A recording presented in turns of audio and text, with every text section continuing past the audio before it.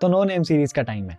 आज के एपिसोड में हम बात करेंगे मेटावर्स में होने वाले एक सेक्सुअल असॉल्ट क्राइम की। उसके बाद हम बात करेंगे क्रिप्टो टैक्स और इंडिया की डिजिटल करेंसी के बारे में। उसके बाद हम बात करेंगे एक स्वीडिश कंपनी ने गूगल पे $2.4 मिलियन का फाइन क्यों लगाया। तो स्टार्ट करते हैं मेटावर्स से। तो मेटावर्स एक नई टर्म है और इसने बहुत ही अच्छी हाइप भी जनरेट करके रखी है। तो जिनको नहीं पता, मैं आपको एक बेसिक सा आइडिया देता हूँ। एक वर्चुअल दुनिया है जिसमें आप हेडसेट लगा के एक दूसरे से मिल सकते हो, बढ़िया पार्टीज कर सकते हो, मतलब वो सब कर सकते हो जो आप रियल लाइफ में करते हो। लेकिन जब हम कहते हैं कि आप सब कर सकते हो, तो क्या इसका मतलब ये है कि आप किसी को सेक्सुअली असॉल्ट भी कर सकते हो? जी हाँ, मेटावर्स के अंदर गैंग रेप के केसेस सामने आ रहे हैं। I'll not say the name again, let's call it assault। तो जनवरी में एक 43 ईयर ओल्ड ब्रिटिश लेडी ने कंप्लेंट करी कि उनके एवाटार को मेटावर्स के अंदर 4 मेल एवाटार्स ने घेर लिया और उनको सेक्सुअली असॉल्ट करने की कोशिश करी। और वो जस्ट तभी इस वीआर गेम के अंदर एंटर हुई ही थी कि 1 मिनट के अंदर अंदर उनके साथ ऐसा कुछ हो गया और उनके ट्रेनर ने भी उनकी कोई मदद नहीं करी। और इनके आसपास और भी बहुत सारे एवाटार्स मौजूद थे, लेकिन किसी ने भी हेल्प नहीं करी, सब लोग बस खड़े थे। तो जैसे ये इशू बाहर आया,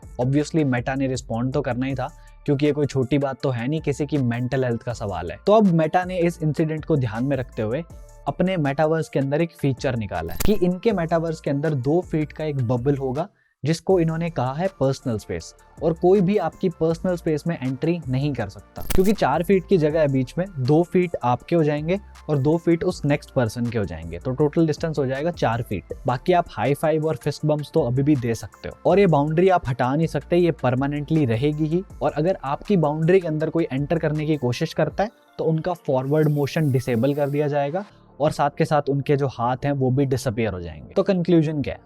कंक्लूजन साफ है कि लोगों को वीआर में भी चैन नहीं है। जब मैंने ये न्यूज़ पहली बार पढ़ी थी तो सुन के कितना अजीब लगता है कि किसी को सेक्सुअली असॉल्ट करा जा रहा है एक वीआर गेम के अंदर, और वीआर गेम लिटरली रियलिटी से कम नहीं होता, वो आपके यहाँ पे चल रहा होता है। और ऐसे इंसिडेंट से आप खुद अंदाजा लगा सकते हो कि मेटावर्स कितना ज्यादा रियल है। तो टेक्नोलॉजी जहाँ एक तरफ एक्साइट करती है, वहीं दूसरी तरफ डरावनी भी है। पर चलो नेक्स्ट स्टोरी पे मूव करते हैं। तो रिसेंटली क्रिप्टो बहुत ज्यादा चर्चा में है, क्योंकि एक तो गवर्नमेंट ने इसके प्रॉफिट्स के ऊपर 30% टैक्स लगा दिया है, और दूसरा ये कि गवर्नमेंट अपनी खुद की डिजिटल करेंसी, डिजिटल रूपी लेके आना चाहता है। मैं ज्यादा बात तो नहीं करना चाहता क्योंकि ये बड़ा ही सेंसिटिव इशू है, और ऑल्दो ये पूरा टेक्नोलॉजी सेक्टर के अंदर भी नहीं आता, बट स्टिल क्रिप्टो एक बहुत ही बड़ा पार्ट है, तो इसके बारे में थोड़ी सी बात करते हैं। तो सबसे पहला तो ये कि 30% टैक्स लगेगा आपके क्रिप्टो प्रॉफिट्स के ऊपर। तो इस पे पहला थॉट ये है कि गवर्नमेंट ने अपने मुंह से नहीं कहा कि क्रिप्टो इंडिया में लीगल है, ऑल्दो इलीगल भी नहीं कहा पर लीगल भी नहीं कहा। आप अपनी मर्जी से कुछ भी नहीं मान सकते। और अब इसके बाद जो भी मैं बोलूंगा वो मेरा एक पर्सनल ओपिनियन और पर्सनल ऑब्जर्वेशन है, आपकी डिफरेंट हो सकती है। तो जो चीज क्लियर नहीं करी गई कि लीगल है या नहीं, उस पे आप टैक्स कैसे ले रहे हो? तो प्रॉफिट्स पे आपको टैक्स लगेगा,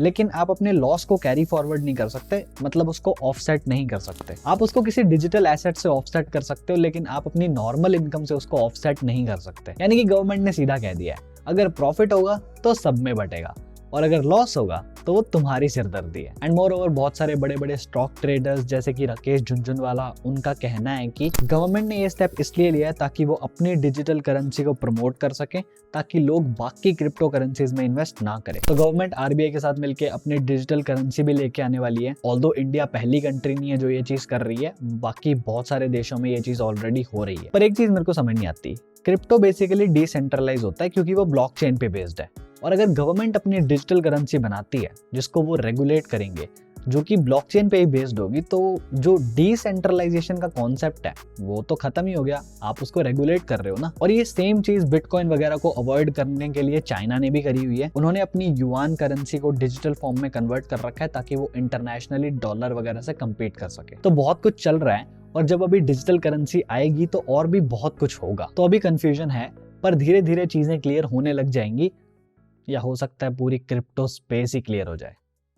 पर अब हम जरा गूगल की बात कर लेते हैं। तो कुछ टाइम पहले मैंने एक वीडियो बनाई थी, हाउ एविल इज गूगल, जिसके अंदर हमने बहुत सारे लॉ सूट्स और इन सब चीजों के बारे में बात करी थी कि गूगल कैसे अपनी पावर्स को मिसयूज करता है। और एप्पल और गूगल के लिए तो लॉ सूट्स बिल्कुल ऐसे हो गए हैं कि सुबह उठो और पूछो, हाँ भाई किसने केस करा है, मैं सबसे निपट लूंगा।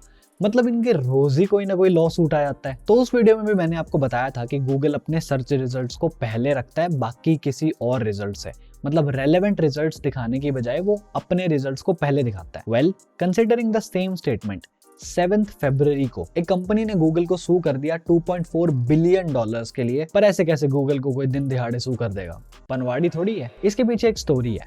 2017 में EU यानी कि यूरोपियन यूनियन, इनको पता लगा कि गूगल अपनी शॉपिंग सर्विसेज को प्रमोट कर रहा था और उनके कंपैरिजन में उनको ज्यादा ऊपर दिखा रहा था सर्च रिजल्ट्स में। दैट इंप्लाइज कि गूगल रेलेवेंट रिजल्ट्स दिखाने के बजाय अपने रिजल्ट्स दिखा रहा था। तो इसके लिए EU ने गूगल पे फाइन मारा 2.7 बिलियन डॉलर्स का, और गूगल ने कहा वापस ले लो यार।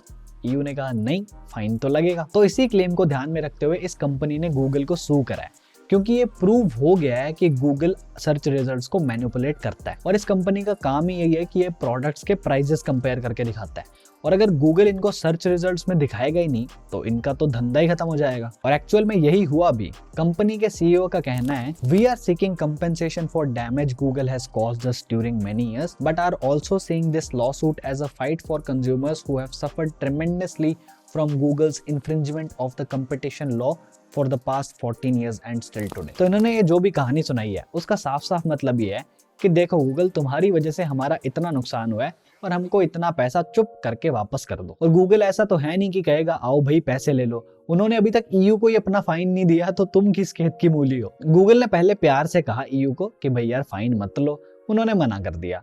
अब गूगल दोबारा कोशिश कर रहा है। अब गूगल ने दोबारा अपील करी है। उनका कहना है कि बहुत सारे ऐसे पार्ट्स हैं जहां पे लीगल क्लैरिफिकेशंस चाहिए। ऐसे कैसे तुमको सीधे 2.4 बिलियन डॉलर्स दे दें। तो 100 बातों की एक बात, गूगल ये मानने को बिल्कुल तैयार नहीं है कि भाई मेरा सर्च इंजन है, मेरे मन में जो आएगा मैं वो करेगा। बात सिर्फ इतनी है कि वो ये चीज कहता नहीं है, करता फिर भी है। बट मजाक की बात साइड में, अगर हम गूगल पे रेगुलेशंस नहीं लगाएंगे तो वो ये चीजें करता रहेगा। इस इशू को मैंने प्रॉपर डिटेल में इस वीडियो में एक्सप्लेन करा हुआ है, in case you want to watch. अब हम थोड़े से क्विक अपडेट्स की बात करते हैं। पहला, आपको हुआवे बैन का अंदाजा होगा। तो जब हुआवे पे बैन लगा था तो US गवर्नमेंट ने कैरियर्स को इंस्ट्रक्शंस दी थी कि हुआवे के इक्विपमेंट्स को आप यूज करना धीरे धीरे बंद कर दो। मतलब by the time in equipments को हटा के अब दूसरे कंपनीज के इक्विपमेंट डालना शुरू कर दो। तो जब ये बैन लगाया गया था उस टाइम पे इस सारे प्रोसेस की एस्टिमेटेड कॉस्ट निकाली गई थी 1.6 बिलियन डॉलर्स।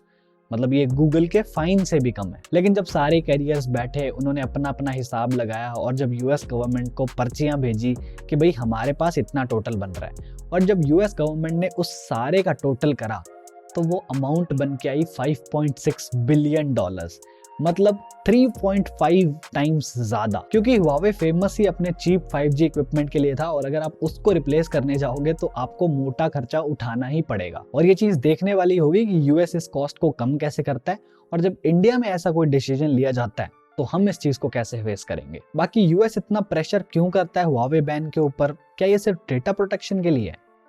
एक्चुअली नहीं। The video is here. अब मैं आपको एक फनी इंसिडेंट सुनाता हूँ। नॉर्थ कोरिया के बारे में आपको पता होगा कि कैसे वो एक बहुत ही खतरनाक कंट्री मानी जाती है। ऑब्वियसली ये चीज फनी नहीं है। तो नॉर्थ कोरिया ऐसे छोटे मोटे हैकिंग अटैक्स करता रहता है अमेरिका के ऊपर, ताकि वो उनके हैकिंग टूल्स को चोरी कर सके। तो ऐसा ही एक अटैक उन्होंने एक अमेरिकन हैकर पे करा। ऑल्दो हैकर ने ये अटैक संभाल लिया, कुछ भी चोरी नहीं हुआ। पर उसके बाद उसने US अथॉरिटीज से हेल्प मांगी, लेकिन उन्होंने उसकी कुछ खास मदद करी नहीं। तो उसने तंग आके सारा मैटर अपने हाथ में ले लिया। और अब ध्यान से सुनना, उसने अपने बेडरूम में बैठे बैठे पूरे नॉर्थ कोरिया का इंटरनेट बंद कर रखा है। और अब ये सारा प्रोसेस उसने ऑटोमेट कर रखा है। वो बस जाके चेक कर लेता है कि सारी चीज सही से काम कर रही है या नहीं। मतलब पजामे में बैठा हुआ बंदा अपने बेडरूम से एक कंट्री का इंटरनेट हिला दे रहा है। ऑब्वियसली आप में से बहुत ज्यादा लोग इस आर्टिकल को पढ़ने में इंटरेस्टेड होंगे। मैं लिंक कर दूंगा डिस्क्रिप्शन में। ऑल्दो मैंने बहुत पहले नॉर्थ कोरिया के ऊपर भी वीडियो बनाई हुई है। In case you want to watch it, I link it around here. यार सब पे ही वीडियो बना रखी है हमने। तो yeah this was a quick no name series episode. I hope you guys liked it. बाकी अगर आपको हुआवे बैन की एक्चुअल रियलिटी को जानना है, द वीडियो इज हियर। और अगर आपको टेक फेल्स में इंटरेस्ट है, the video is here. But for now this is it from my side. Thank you so much for watching. I am Devanshu and I am on leave. Till the next one. Bye bye.